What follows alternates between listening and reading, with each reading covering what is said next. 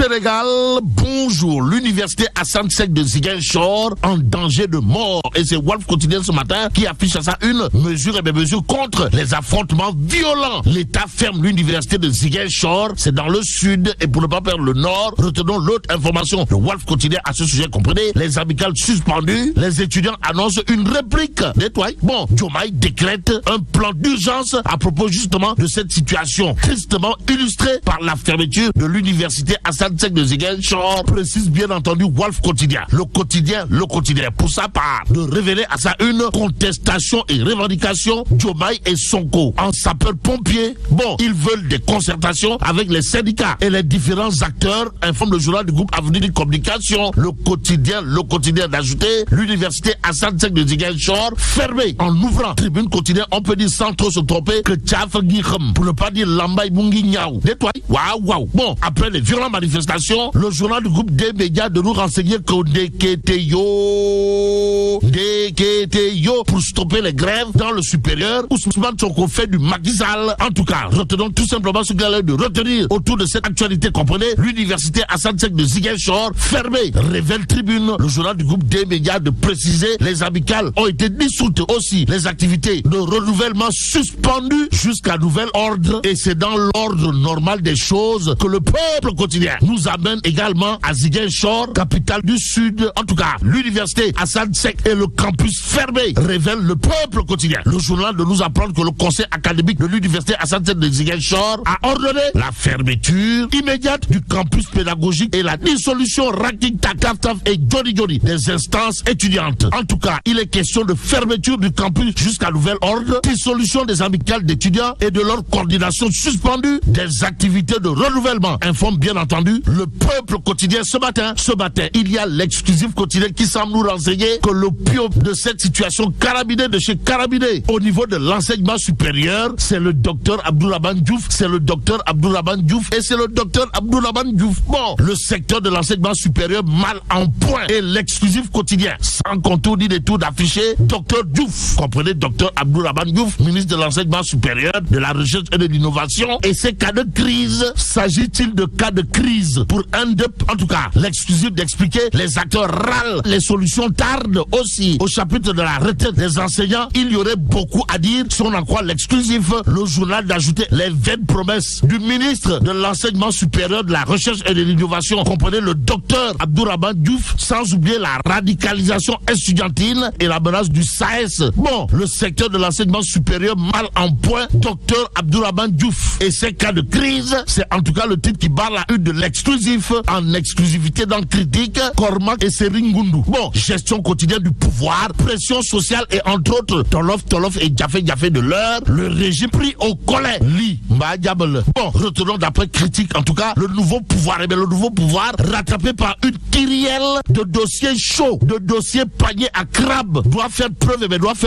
de responsabilité et faire face avec le langage de vérité malgré l'énormité des charges. Note en tout cas Critique, le journal piloté par Popsa, mon confrère, d'expliquer, loin de la théorie du gatsa ou du populisme ambiant, les nouveaux élus doivent sortir ce qu'ils ont dans le ventre pour taire le doute sur leur capacité à assumer les plus hautes fonctions du pays. Voilà ce qu'on peut lire bien entendu dans Critique, même si la critique est aisée, mais l'art difficile, à lire bien entendu dans le journal, l'édito commun intitulé Tentative d'extermination des médias, l'hérésie du monstre, édito signé par l'Association sénégalaise des éditeurs de la presse. Alors, la presse en danger de mort, le public quotidien en tout cas d'afficher à sa une l'édito commun de l'Association sénégalaise des éditeurs de la presse, à savoir tentative d'extermination des médias, l'hérésie, l'hérésie du monstre, la monstruosité en question qui intéresse à plus d'un titre l'Indépendant. Et c'est en toute indépendance que le journal révèle tentative d'extermination des médias, l'hérésie du monstre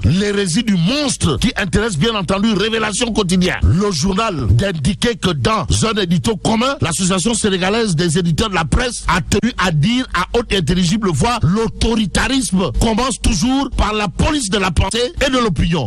Oui, en effet, depuis plusieurs mois, coïncidant avec l'avènement de l'État pastéfien, la presse sénégalaise vit ses heures les plus sombres. Voilà ce qu'on peut lire bien entendu dans l'édito commun de l'Association sénégalaise des éditeurs de la presse, à lire bien entendu dans le quotidien Révélation. Mais la révélation du jour nous vient de Direct News, le journal de s'intéresser à la misère des retraités. De quoi s'agit-il exactement, Wai? Eh bien, de pensions dérisoires, santé précaire et exclusion, précise bien entendu le journal piloté par Pape Diogoy Faye ou le Lion de Ngekor. En tout cas, Direct News de renseigner 50% des ménages au Sénégal sont supportés par des retraités, selon le président du Conseil national des aînés. En attendant que tout cela ne tombe dans l'oreille d'un sourd, passons à Sud Quotidien. Le journal de s'intéresser à l'installation de la 15e législature. En tout cas, l'Assemblée nationale à l'écoute de Diomaye qui aura un intérêt particulier à lire bien entendu Enquête. Le journal de révéler loi des finances 2025, course contre la montre, donc réglée à la montre du président de la République. Le Sénégal l'est. D'après cette fois Tribune, le journal du groupe des médias de nous apprendre qu'on se dirige vers un vote du budget en mode fast track. En tout cas, le président a annoncé qu'il prendra un décret pour fixer la date d'ouverture de la première session, informe Tribune ce matin. Ce matin, le mandat quotidien de Baressa une interrogation Kouroubaï Fall et Mbodle Bouril, à savoir triomphe du PASTEF aux législatives, qui à la tête de l'Assemblée nationale. Actualité nationale avec le point actu. Le journal est en entretien avec la tête de liste de la coalition Waref, le devoir, en tout cas le sens du devoir. Amadou Ly Akili, là, au regard de ce que nous livre le point actu. Le journal de révéler Amadou Ly sans langue de bois. Pour dire quoi? Eh bien, pour dire le contrat d'achat d'énergie signé entre la Sénélec et la société West African Energy souffre de plusieurs violations des lois et règlements du Sénégal aux Sénégalaises et aux Sénégalais. Amadou Ly Akili, dans le point actu, d'expliquer qu'en réalité des réalités, le contrat d'achat d'énergie signé entre la Sénélec et la société West African Energy relève bien entendu d'un tapalé. Bon, loin des histoires de tapalé, Amadou Ly Akili l'est. D'après bien entendu le point actu, le journal en tout cas de souligner ses propos, à savoir Yessel en marche, ainsi que Waref sont de la mouvance présidentielle. Cela n'empêche pas, alors là pas du tout d'avoir des opinions alternatives, constructives. Bon, Ly Amadou, toujours dans le point actu de soutenir, si on se limite à l'objectif majeur d'entrer à l'hémicycle, on peut dire que nous n'avons pas atteint notre objectif aussi. À ce stade, la massification n'est pas la priorité, mais plutôt l'évaluation, la compréhension et la remobilisation. Que retenir d'autre de la réaction magistrale, pour ne pas dire monumentale et même cardinale, signée Amadou Ly? Sinon, l'autre point à lire dans le point actu, à savoir Akili est une entreprise ambitieuse qui symbolise le leadership régional, le souverainisme et le patriotisme économique prôné bien entendu par le régime en place. Place à Vox Populi pour terminer. Le journal de revenir en long et en large sur la fixation du prix plancher du kilogramme d'arachide à 305 francs CFA, histoire de nous renseigner que Arsounou Momel dit rester sur sa faim. Nettoie. Waouh. En tout cas, selon Arsounou Momel,